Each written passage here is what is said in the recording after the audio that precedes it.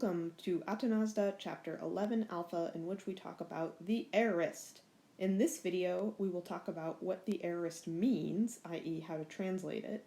In the next video, we'll talk about the forms in forming the Greek aorist. So, to learn about the aorist in Greek, we have to understand the difference between tense and aspect.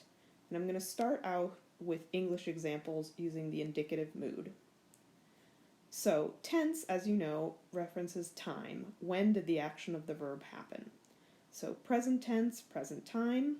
In English, you can either say I leave or I am leaving. Both are different kinds of the present tense.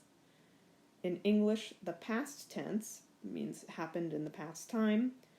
Two ways, I left or I was leaving. And in fact, there's many more past tenses, but we're only going to talk about these two today. So my next question for you is, what is the difference between the column on the left and the column on the right?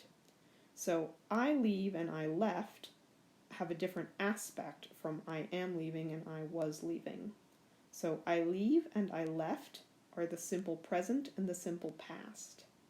I am leaving and I was leaving are the present progressive and the past progressive. So in Greek, here's where the aorist comes into play. In Greek, we've already learned the present tense, and the Greek present tense, lepo, is the same form for the simple present, I leave, and the present progressive, I am leaving. But Greek will have different forms for the simple past and the past progressive. So in this chapter, we're learning the simple past, the aorist, I left, elepon. The past progressive, I was leaving, will be done with the imperfect tense, and we won't learn that until chapter 13.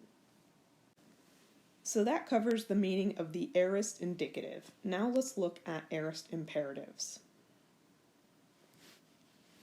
So here's the same chart, but it turns out there's no such thing as a past tense imperative. You can't command somebody to have done something in the past. So instead, we only care about simple present commands and present progressive commands. So in English, there's no way to distinguish these two. Both of them would just be leave. So it's a bit of a difficult concept because in English we're not used to distinguishing the two. But Greeks distinguish between whether it's a simple action or an ongoing action.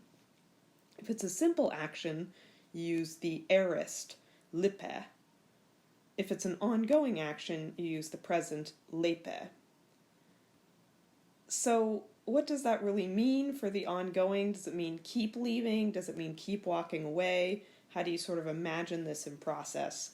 In reality, probably there are certain verbs that you will use the aorist imperative with because you're giving a simple command, but other verbs are viewed as an ongoing action, and so you will use the present imperative just because of the nature of the activity. So, for example, something that you do ongoing instead of in a simple moment is you listen. So if I'm telling you a story, I assume you need to keep listening for 10 minutes.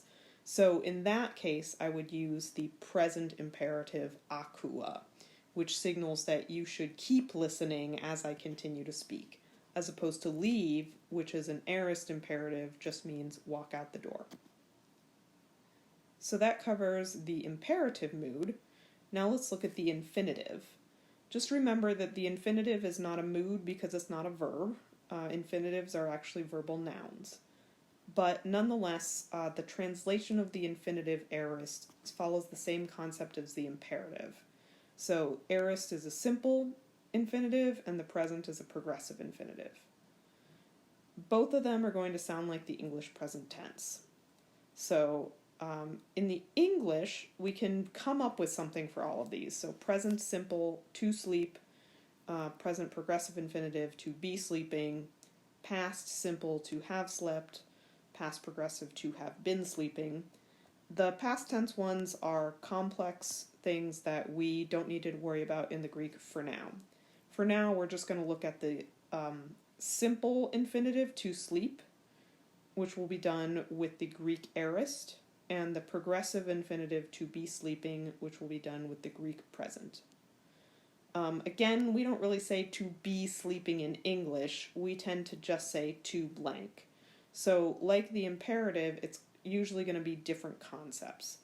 So to leave, a simple infinitive, lipein, with the Greek aorist, but maybe to sleep, again an ongoing action, to be sleeping, is katheudein. It's just that in English we don't say to be sleeping, we say to sleep. But in Greek you would have to use the present infinitive instead of the aorist. And then last up is the participles. So again, these are not a mood because it's not a verb. Participles are verbal adjectives. And we're only going to have two of them. In English, there's a present progressive, answering, and a past simple, having answered.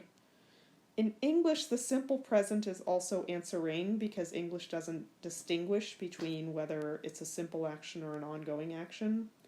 And it's hard to come up with a past progressive, having been, answering, so let's ignore that one. Instead, let's look at essentially simple versus progressive. Anything simple is going to be done with the Greek aorist, whether that's present or past. Anything progressive, i.e. an ongoing process, will be done with the Greek present. So let's look at a few examples on the next slide.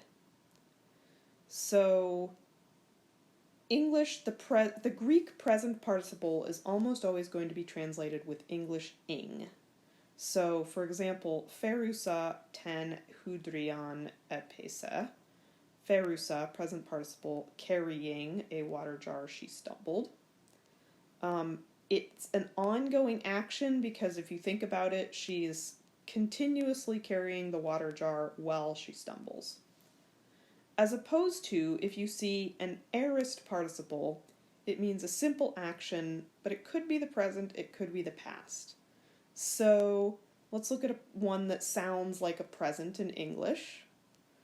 Apokrinomenos apen. So this says, apokrinomenos is an aorist participle. Answering, he said.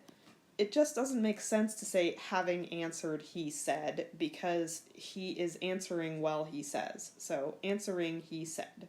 That one sounds like the English present, but it's simple aspect. Or sometimes it'll sound like the English having blanked. So ho adelphos ton dekai apolin idon efe. His brother Idon, aorist participle, having seen Dicaeopolis, said blah blah blah blah blah. So simple aspect sounds like the English past tense. So that's how you translate the Greek aorist in the indicative, imperative, infinitive, and participle.